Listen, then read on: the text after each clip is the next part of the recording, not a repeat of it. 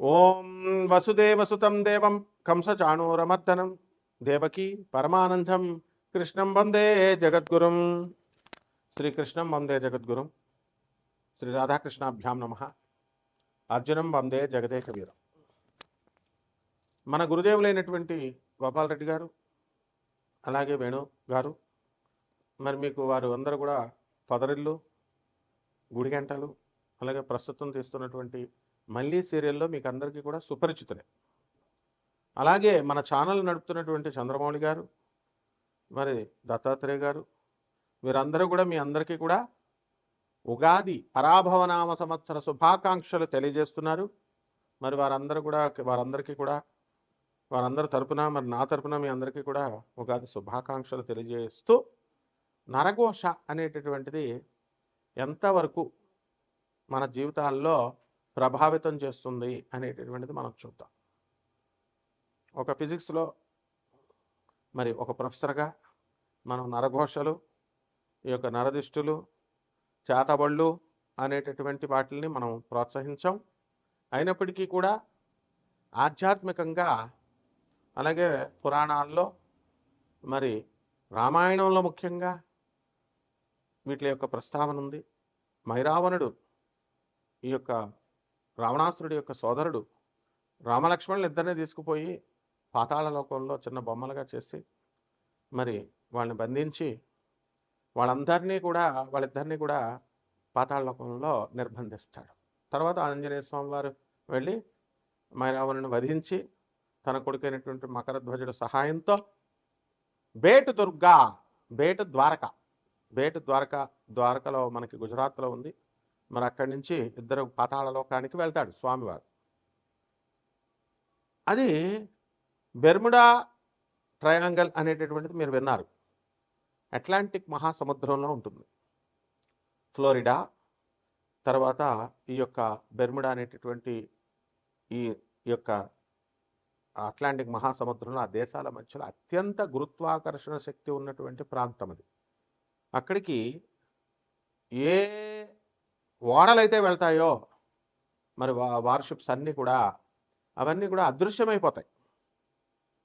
ఈ విధంగా జరుగుతున్నటువంటిది ఈ 20th సెంచరీలో కూడా మనకి ఏమిటిది అని చెప్పి దీనిపైన ఇండియన్ గవర్నమెంట్ ఒక కమిషన్ వేస్తుంది.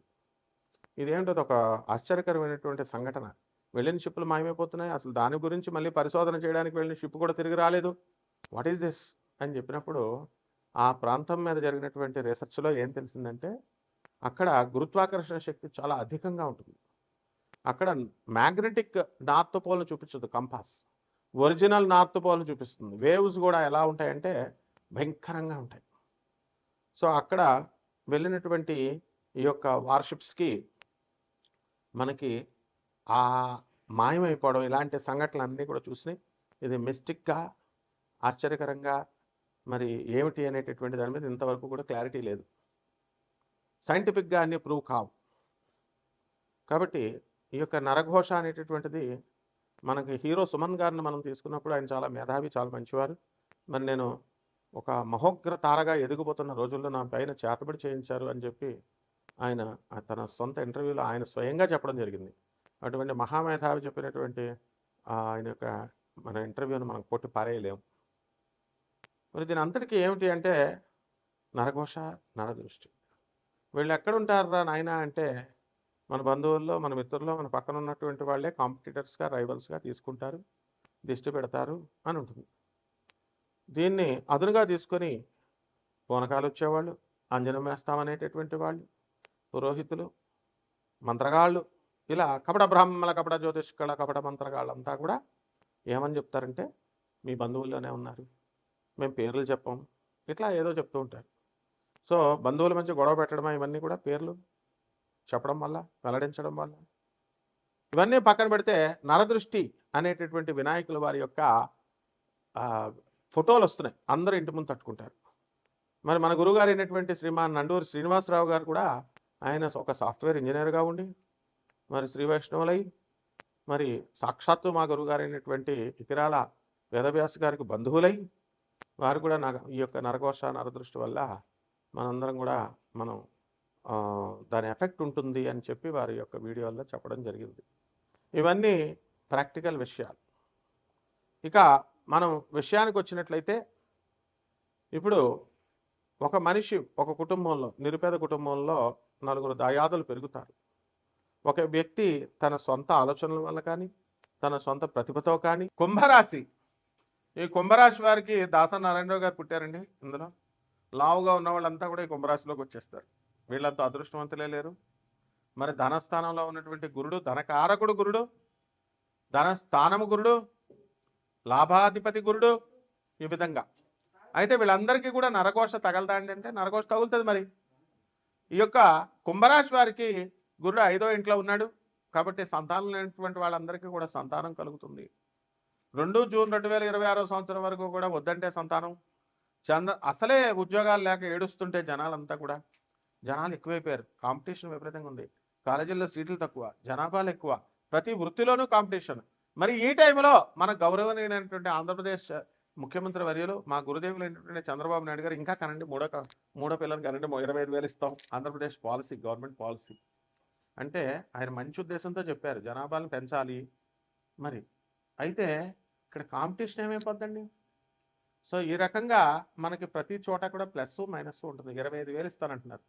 దానికోసమైనా కంటారనుకుంటున్నారా? కంటారు వెళ్ళి జనం మహాముదురు. ఈ యొక్క గురుడు మనకి పంచమ స్థితిగతుడు ఇవ్వడం వల్ల ఐవీఎఫ్లకి వెళ్ళక్కర్లేదండి. మీరంతా కూడా డబ్బులు పాడు చేసుకోవద్దు. మరి ఏ పసర్లో పడితే ఆ పసర్లో, ఏ ఊర్లో పడితే ఆ ఊర్లో ఇస్తానంటే మనందరం కూడా మేకల్లాగా వెళ్ళి నవలేసి వచ్చేస్తున్నాం. కానీ వాడు ఇచ్చేటటువంటి వాడు ఆయుష్ రికగ్నైజ్ అయిందా లేదా, వాడు గవర్నమెంట్ ఆఫ్ ఇండియా రికగ్నైజ్ చేసిందా, ఈ మందు మంచిదా కాదా చూడం మనం. దురాశ దుఃఖమునకు చేటు. కరోనాలో చచ్చిపోయినటువంటి వాళ్ళంతా కూడా ఈ పసర్లను వెళ్ళినటువంటి వాళ్ళే ఎక్కువ మంది ఉన్నారు. కాబట్టి ఇది మనం విజ్ఞానాన్ని పరిగణలోకి తీసుకోవాలి. ఇది నేర్పేవాడు గురుడు 5వ ఇంట్లో ఉన్నప్పుడు. మీ కుంభరాశి వారు మూఢనమ్మకాలతో ఇంతవరకు కూడా ముందుకెళ్ళారు. ఈ సంవత్సరం అంతా కూడా మీరు జూన్ 2, 2026 సంవత్సరం వరకు కూడా స్వామి వివేకానందుడికి వచ్చినటువంటి, గౌతమ బుద్ధుడికి వచ్చినటువంటి విజ్ఞానం మీకు వస్తుంది. ఆ తర్వాత అప్పుల బాధల్లో ఉన్నామండి, ఇళ్ళు అమ్మేశామండి, స్థలాలు అమ్మేశామండి, పనులు లేవండి అని బాధపడేటటువంటి వాళ్ళందరికీ కూడా పనులు వస్తాయి. మీరందరూ కూడా ఏమనుకుంటే అవి సాధించగలుగుతారు. అలాగే కుంభరాశి వారికి జన్మంలో ఉన్నటువంటి రాహుగ్రహ ప్రభావం వలన మిమ్మల్ని మీరే నమ్ముకోవడం చాలా కష్టంగా ఉంటుంది. మొత్తం అరే నేను చేయగలనా చేయలేనా, నేను ఇది సాధించగలనా సాధించలేనా అనేటటువంటి అనుమానాన్ని ఇస్తాడు. రాహు అంటే ఎవరండి? బ్రహ్మయుగం. కలిపురుషుడని అందరూ ఈజీగా చెప్పేస్తారు. కలిపురుషుడు దుర్యోధన సార్వభౌముడే కలిపురుషుడిగా పుట్టాడు. శ్రీకృష్ణుడిని చూసి ఒక్క ఇంచు కూడా వాడు భయపడలేదు. యూజ్లెస్ ఫెలో దుర్యోధనుడు. వాణ్ణి పట్టుకొని దుష్ట చతుష్టయమైనటువంటి వాళ్ళు వదిలేసేయండి. శకుని, కర్ణుడు వీళ్ళంతా కూడా. భీష్మాచార్యుడికి బుద్ధి లేదా? గంగాసుతుడు, ద్రోణాచార్యుడికి బుద్ధి లేదా? కృపాచార్యుడికి బుద్ధి లేదా? పండితులు కదా వీళ్ళంతా. అధర్మం వైపే కదా సాక్షాత్ శ్రీకృష్ణుడే వచ్చి రండి నాయన ధర్మం వైపు ఉండండి అంటే ఉన్నారా ఈ గాడిదలు? వీళ్ళ గురించి మన గురుదేవులైనటువంటి వాళ్ళంతా కూడా, చాగంటి గారు, మరి అందరూ కూడా భీష్ముడు చాలా గొప్పవాడంటే సరిపోతుందా? సో టైమ్లీ మేనేజ్మెంట్ చేయలేనటువంటి వాళ్ళంతా వీళ్ళంతా కూడా ఒక్క దుర్యోధనుడిని కంట్రోల్ చేయలేడండి. ఒక్క వార్నింగ్ ఇస్తే భీష్ముడు ఉచ్చపోసుకుంటాడు దుర్యోధనుడు. ఇది చెప్పాల్సినటువంటి విధానం. కాబట్టి కుంభరాశి వాళ్ళంతా కూడా మీ కుటుంబంలో ఎవరైతే ఉన్నారో, ఎవరైతే అవినీతిని ప్రోత్సహిస్తున్నారో, అబ్బే ఇంటర్నెట్ ఇదే దాన్ని ఏమంటారు, ఈ యొక్క ఆన్లైన్ బిజినెస్లు ఇద్దరిని చేర్చండి, నలుగురిని చేరుస్తారు, కోట్లు వస్తాయని చెప్తూ ఉంటారు చూసారా? అదేం బిజినెస్? Network marketing. వీటిలో కోట్లు వచ్చేస్తాయని చెప్తారు, భ్రమలు కల్పిస్తారు. ఏం కంట్రోల్ చేయలేడా కుటుంబ హెడ్?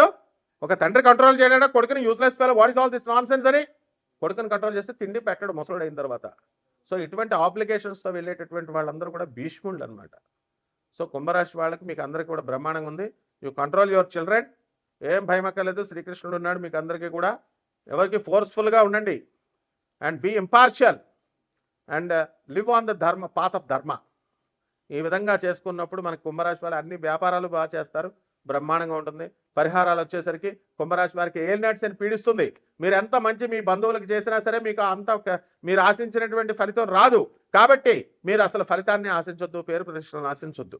కాబట్టి ఏలినట్స్ అని, కాబట్టి శని జపం చేసుకోండి, శని స్తోత్రాలు చదవండి, శనికి కిలోంపావు నువ్వుల్ని ఈ యొక్క మనకి నువ్వుల్ని బ్రహ్మాండంగా మీరు దానం చేయండి పేదవాళ్ళకి. ఆ పంతులుగా కూడా 500 కంటే ఎక్కువ అడుగుతాడు. మరి అంతే మరి పంతులు ఏంటంటే అంటే నల్ల నువ్వులు అందరూ తీసుకోరు కాబట్టి ఓకే లిమిట్ మా గోపాలరెడ్డి బాబాకి ఆ స్వయం అనుభవం మా గురువుగారు.